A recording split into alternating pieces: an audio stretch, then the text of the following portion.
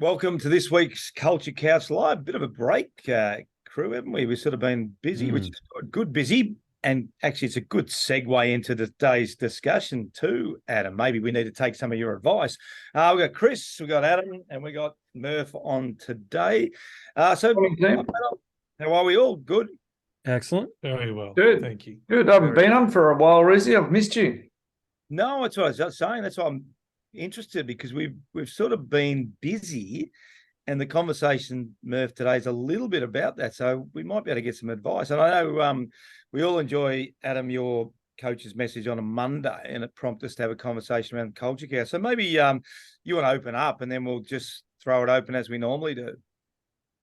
Great. So the theme is around busyness, and the Monday coach message this week was drawing on some perspectives from two very different experts, actually. One, Cal Newport, who's an American professor and the author of a book called Deep Work.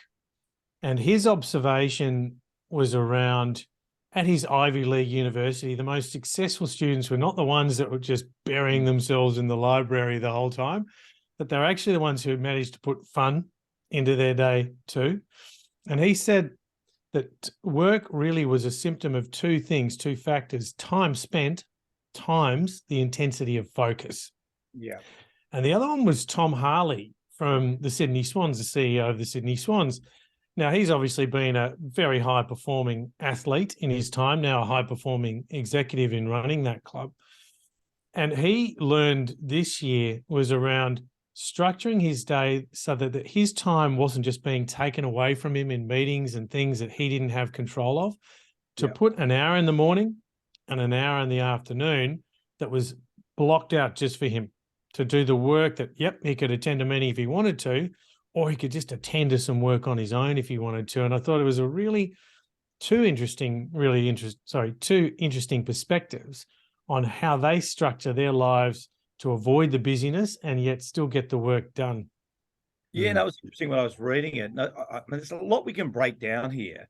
But Murph, I'll go to you, because part of it is, what is your schedule? And you and I have been involved in footy for a long period of time. And one thing football does well, now there's always a game at a certain, but it's very structured. The footy club is very, very structured. So you know each day pretty much what you have to do. Now, as I said, there's probably a little bit more, you have to bounce around a lot more in the corporate space. But that's one thing I've learned. Certainly that structure gives everyone surety, and either frees up time, or when you're giving up time, you know what you're giving it up for. Yeah, I think you're right around the deadline at the end of the week really, really helps people focus backwards to say, okay, we've got the game on Saturday. What have we got to fit in between? And it helps them be really structured and disciplined around that process. Whereas I think things can roll on in an executive or a corporate team, so that it just allows people to push things back or to put things in on top. And I agree with everything that Adam said and what the strategies that Tom's implementing. One of the things I think we as leaders must do is say no. Yeah. Too often we say, someone says, "Can I have a meeting?" You have a quick catch up. And I did that yesterday. So I was working with a company yesterday, and I just went from meeting to meeting to meeting. And most of those were unprompted, and all of them important in their own right.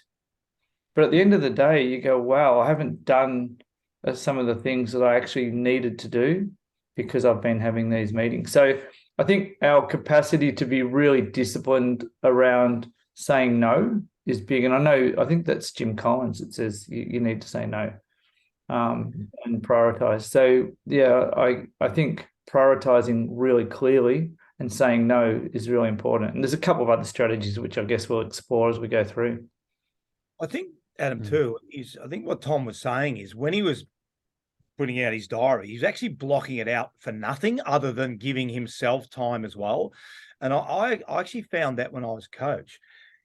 And what that does is it sets habits for the people that you're leading. I remember one of them was, I used to take drop the boys up to school every Thursday morning. And eventually people realize, I'm not going to ring Ruzy on Thursday morning. I'm not going to. So you're actually setting your own schedule as well. And what I liked about that was really good, because we want leaders to turn up in really good shape. We don't want leaders stumbling from meeting to meeting and then all of a sudden they're disinterested and not present. But that was one thing I picked up, Adam. So maybe touch on that before I go to Chris on that as well. Sure. So it won't surprise you to learn, Paul, that I've made a lot of mistakes, and I'm very structured. No surprises there, Adam. And some of those mistakes are exactly those symptoms when, as Jared said, or if you just said, Paul, you're just allowing your day to get taken away from you. And you look back and you go, God, I applied that with all the best intent in the world, that I thought I was helping, that I thought I was playing my role, but I really wasn't. And there were several things that I should not have done or should have done differently. And so, in that structure, I learned if I had more than 3 hours of meetings in a day, my day would typically be gone, meaning, there was half an hour of prep usually, at least half an hour of post work to do, because those meetings weren't about nothing. They were to drive outcomes. And so if I did 3 hours of meetings, that was at least another an hour and a half in pre and post. There's the day practically gone, before you've done any other communication. That's easy to say, Adam. So I understand what you're saying, and you'd be the same, Ruzi and Chris. Like, if you've got an employee or a teammate that comes and says, hey, I need you to sit down with me and help me through this because this is really important and I can't do my work without your assistance, that then becomes really difficult. And as a leader, your responsibility surely is to provide the support and guidance for the people that you're leading. So while we sit here and say that, how do you manage that? Because that's the truth of what we're talking about here, isn't it? Like on that, Murph, is this we've got to explore what busy looks like. And we have this conversation so often. Part of it is that we end up doing other people's work. And I guess that's what I noticed. Again, I'll pick up on that. Sorry to interrupt, Adam. But the difference between me coaching Sydney and coaching Melbourne is I was still learning as Sydney coach. So you're doing. And but when I went to Melbourne, I was really clear. I'm here to manage. I'm not here to do. And that's why I brought George Stone, Daniel McPherson, Brett Allison, and they were the doers. But it's really hard to let that go. And that's probably almost the single biggest thing we see in workshops, isn't it? And that's a big challenge. Chris, we were with it, we were faced with it the last couple of weeks as well. And again, I think the personality, and I was going to ask Chris on the back of that too, Jared, I reckon personalities play a big part in it, because you're quite analytical, Chris, as Adam is. So if you want to be across everything, more from a mindset sort of thing, personalities play a big part in it as well, don't they? So your personality, Chris, how much is a challenge for you to not sort of be involved and not get too much information and get stuff done?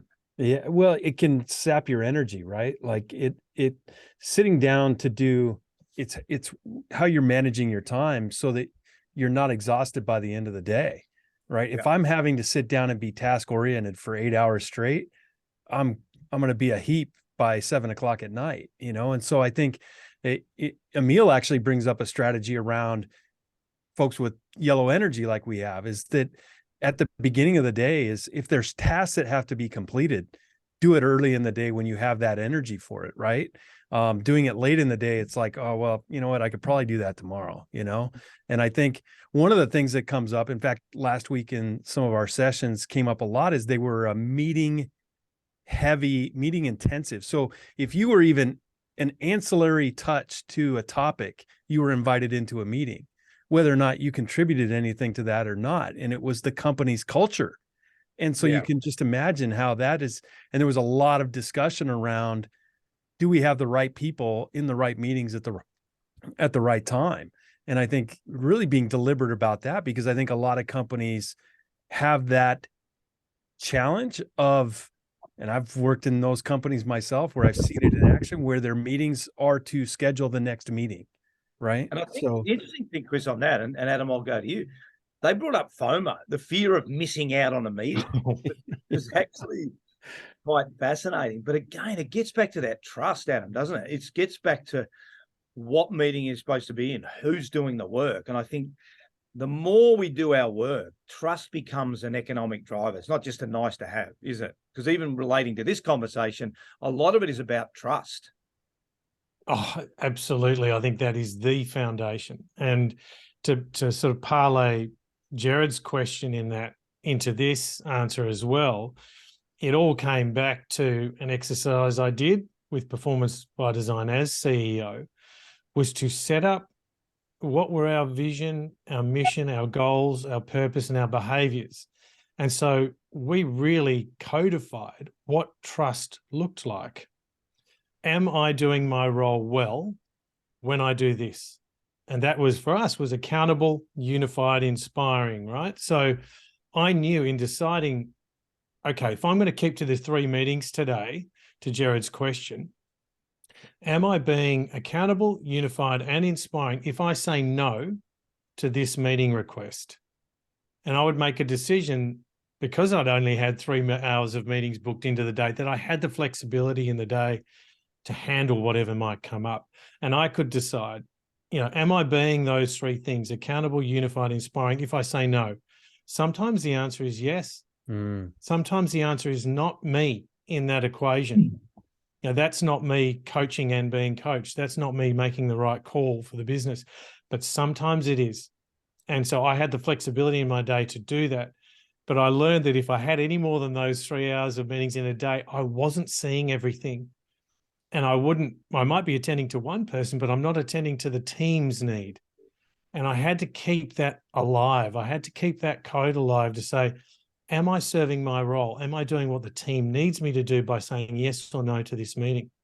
And so it really helped me know what that trust looked like, what it meant to each of the team members when I said yes or no, that I was doing it for those reasons. I think I was going to say, Ruzi, sorry, I think you raise a good point, Adam, around a meeting. If it goes for an hour, it's not just an hour. It's the preparation, it's the post. So if you looked at every meeting is actually 2 hours worth of work, all of a sudden that would freak a lot of leaders out, because it's like, I've got 8 meetings today. Well, that's 16 hours of work. That's almost impossible. So if you start to break it down, and that's the reality. And I think sometimes we're just too generous with our time. And as Ruzi says, we don't delegate. We don't trust enough. And delegation takes time, but it pays off in the long run. And it's the biggest problem we come across in companies. Like, it is absolutely the biggest problem. Meetings, and I think it comes back to self-management.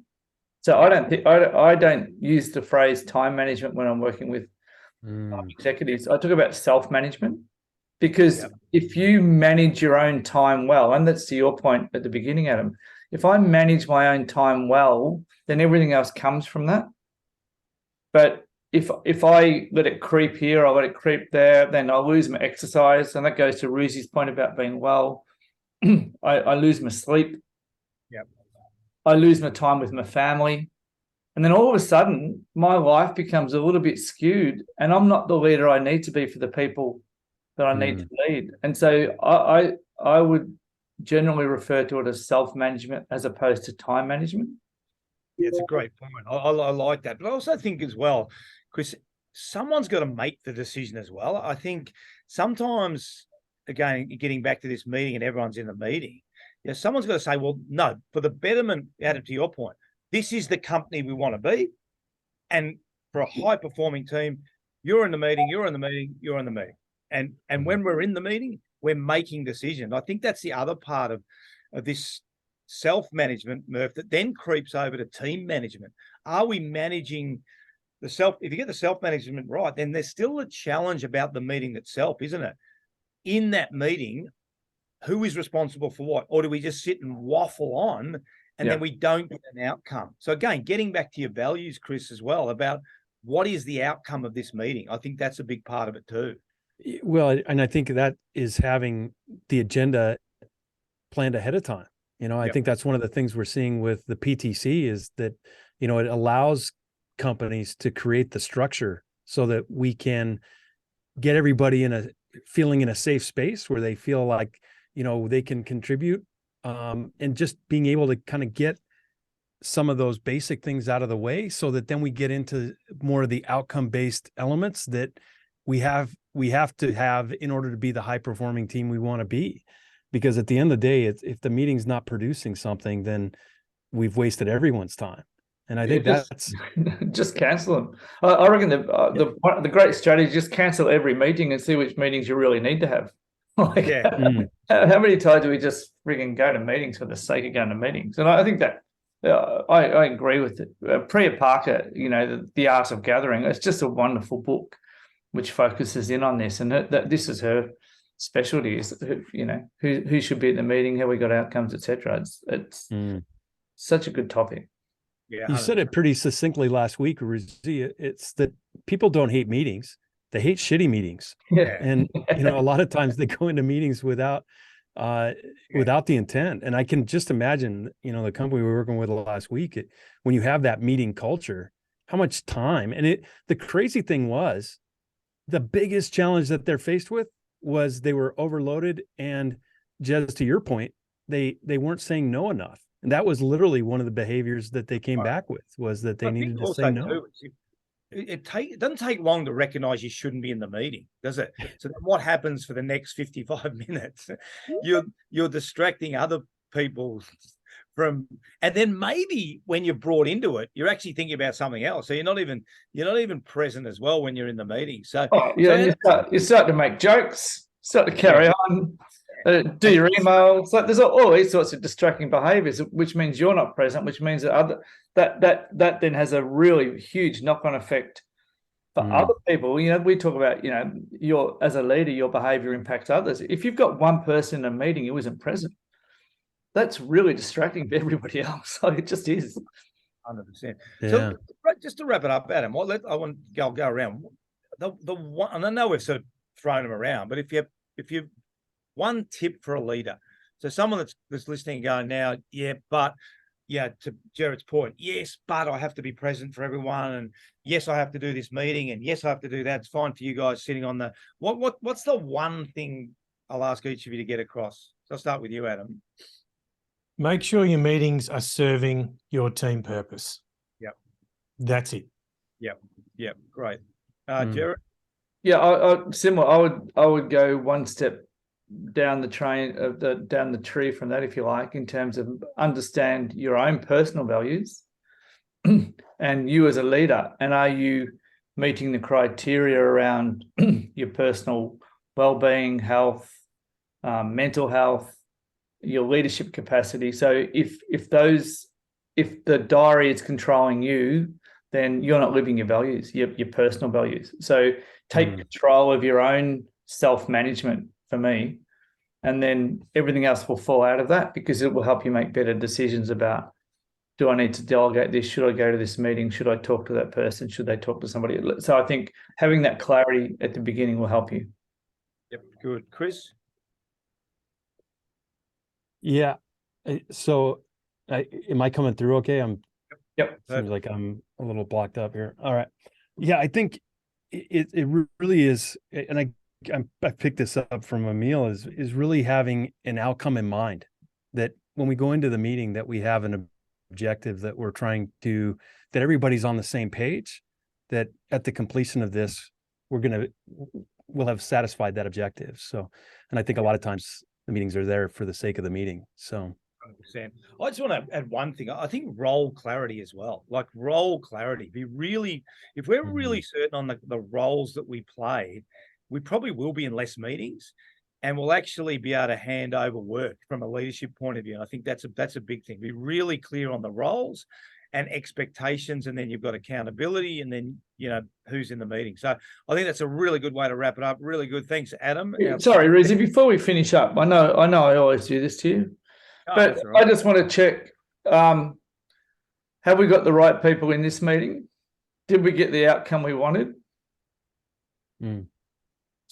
I think yes. I was happy with it. What do you think, Adam? You called the meeting. Oh, who called the meeting? I don't even know who called the meeting. Well, there you go. So you've just turned up and didn't even know who called it. There we go. I know. Culture Dance Live, my friend. That's a good way. I tell you that it's interesting. Isn't that a good way to finish the meeting? Yeah. Like even that is Yeah. a good way to finish the meeting. Yeah. Did we get an outcome? Did we have the right people in the meeting? Yeah. What would we do next time? And I think again, Murph, you talk about a lot, and we do at footy clubs, the after action review. I think that's the Navy SEAL term for after action. Do we have an after action review even for our meetings? Yeah. Yeah. Just quick at the end where we probably don't, particularly in the COVID world, which has changed now a bit. But how many people have said to us, yeah, Zoom, we've gone from 12 o'clock to 1, and then I'll get on to 1. We don't, our meeting should finish 5 minutes early so we can actually wrap them up. It shouldn't be a 12 to 1. It should be to 12 to 12:55. And then the 5 minutes, or even if you take 2 minutes, you get to the next meeting on time, we have a bit of a break. Yeah, that's Chris's point. Who does what by when? And so, yeah, that's a great way to review it. Who does what by when and finish up. Good. Outstanding. And the other one is, sorry, I'm just going to chuck it and finish early. For Christ's sake, finish early.